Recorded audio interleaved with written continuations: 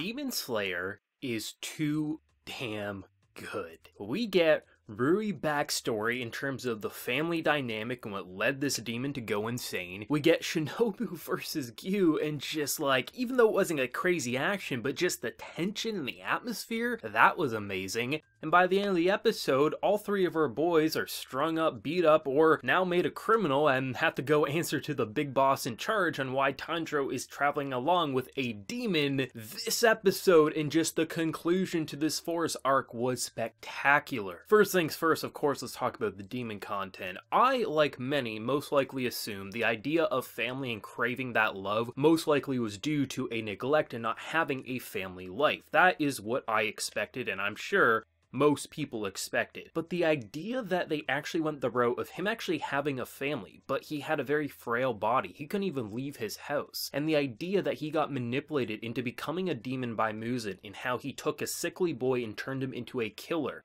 and the more demonic actions he did, the more he praised him and fed into this desire to corrupt him, and the fact that his family felt so bad for him and that they were willing to both kill themselves after they took the life of their child so he wouldn't have to suffer alone is both beautiful and tragic. The idea that a mother is just so ashamed of herself that she feels like because she couldn't give her son a healthy body, he became this monster, and a father so just ridden with guilt that his son keeps killing people and he has to do this for the benefit of others, but after this they will both take their life. They both end up dead by the hands of their son, and in the mother's dying moments gives this piece of dialogue that goes over his head for so long because he gets manipulated by the head demon. That is simply stunning. The idea that his entire purpose of building this artificial family was to seek the family bond that he once had. He had a true family, and by his own hands he severed it, and the more he pushed on, the further and further away he got from what he was truly aiming for. To apologize,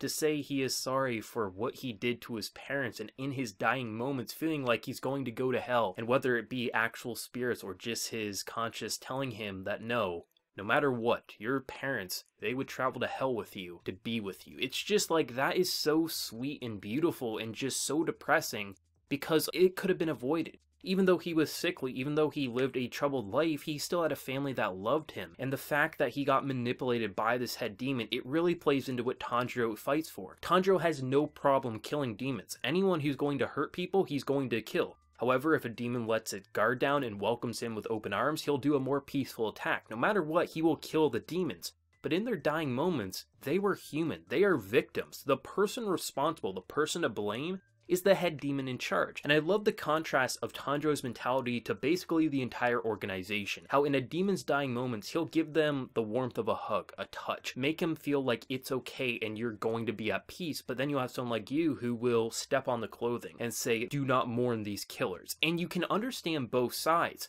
However, I think the reason that most of us are going to follow in Tanjiro's mindset isn't just because he's the main character. You can have a main character that you disagree with. You see it with plenty of series, even well-written series. But the idea that Tanjiro is so driven by keeping his sister safe and not letting harm fall upon her, he understands that anyone could be a victim. His sister didn't ask to be a demon, but she's a demon. And even if they did accept Muzan's offer, they're still being manipulated by basically the most corrupt and demonic person out there. So it's like, I love that contrast and just the moral dilemma that it brings up. But most of us are obviously going to side with Tanjiro because look at Nezuko. She's been able to fight off killing humans all this time, and even if she did go into that, you'd want someone to give her a peaceful death, help her in her dying moments. And I thought it was so interesting how a man who is very much polar opposite to Tanjiro's mentality still wants him to carry on with his sister because it's such a weird occurrence, which is probably why the head person in charge of this organization isn't going to kind of say kill Nezuko or just assassinate her, things like that. They're probably going to go the route of most likely saying, okay, travel with her, but if anything happens, you're going to be to blame and you'll get executed. Or maybe they will try to execute her and then he'll be on the run. But Nezuko isn't going out. There's no way Nezuko is going out anytime soon. But I think that's going to be interesting because this is going to raise eyebrows, and some people, natural response will be kill it. Some people are going to immediately want to do that violent progression because look at what they fight all their life. They never see someone like Nezuko.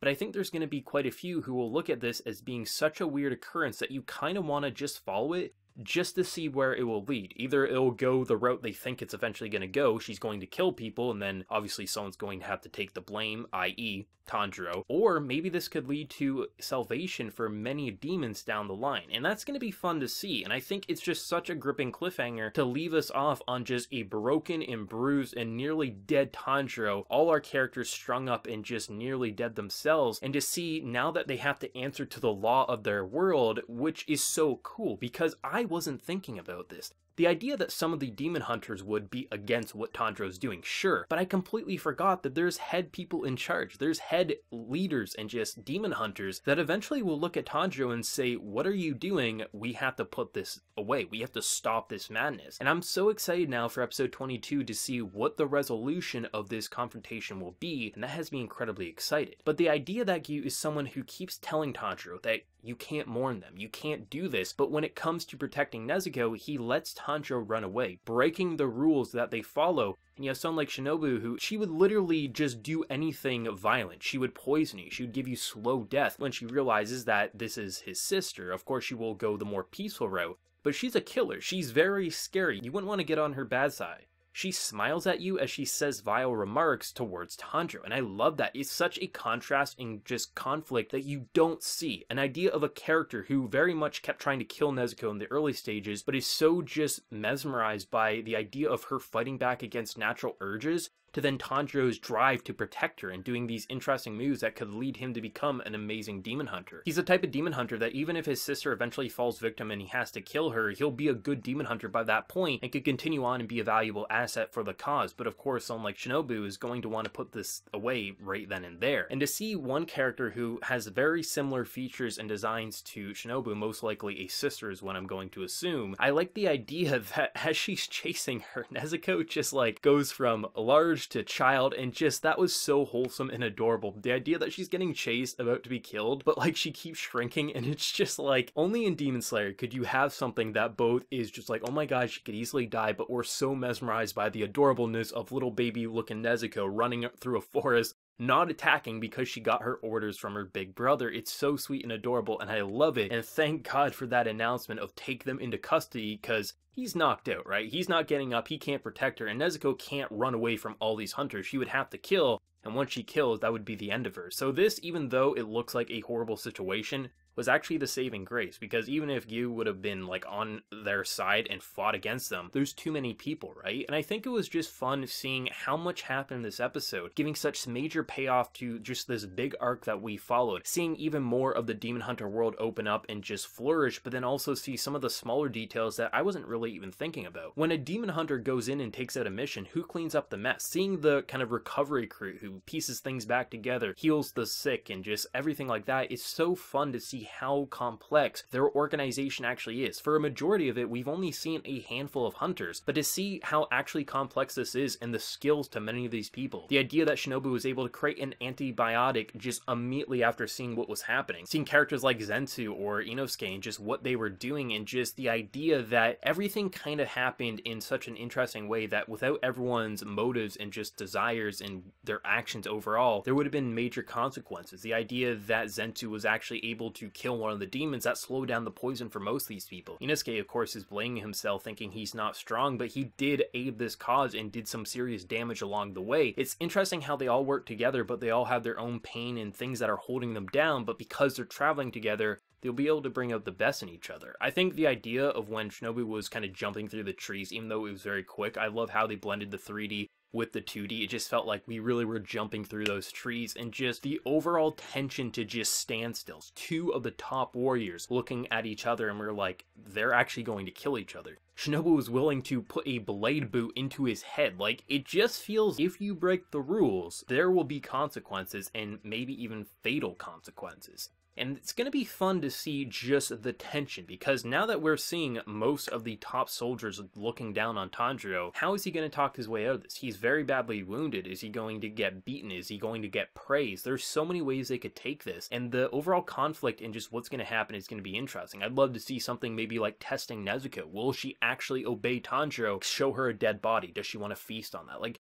it'd be so interesting to see the numerous possibilities they could go to test Nezuko and Tanjiro's bond, to see can they trust them in terms of traveling along. Maybe Tanjiro will use his resume of, look at all this time I travel with her, she's never touched a human. This is why I love this show. The writing is so on point. The action is badass. The power system is badass. But when you see just emotionally heart-pounding scenes where you look at a dying demon and you just feel so bad for him, as if we wish this didn't have to happen. He did vile things, he had to die, but why did this have to happen to him, and give him that warm touch that he desperately craves. It's so interesting how Tanjiro both fits in so perfectly for this world. Look at his skills and look at how he'll push through anything. Even when his body's completely broke, he will run for his sister's life, and he'll do that for anyone who needs help. But he also doesn't fit in this world whatsoever. He cares for demons in their dying moments, but that's not a bad thing, and I think his mentality could actually open up this organization in a very healthy way and maybe give more people the peace of mind in their dying moments. Because I agree with Tanjiro, even though they did these bad things, they should have that warmth that they desperately crave, because in your dying moments, you don't know, is there an afterlife? Is there an eternal hell for what you've done? But at least send them off on that positive thought to make sure that even in the end, someone did care for them even for a few seconds. And that's what I love about this show. It is so well written, it's emotionally gripping, and the action, and just even when you're not in the action, the tension of just standstills, where is that going to go? And that just always has me hooked. So let me know what everyone thought of this week's episode of Demon Slayer. Favorite moment, there's quite a few you could pick and really highlight as being just, holy shit, look at what this episode did. But whatever you're feeling, let me know down in the comment section below. If you did enjoy this video though, be sure to drop a like and also hit that subscribe button if you have been new. So until next time, everyone, please take care and have a good one.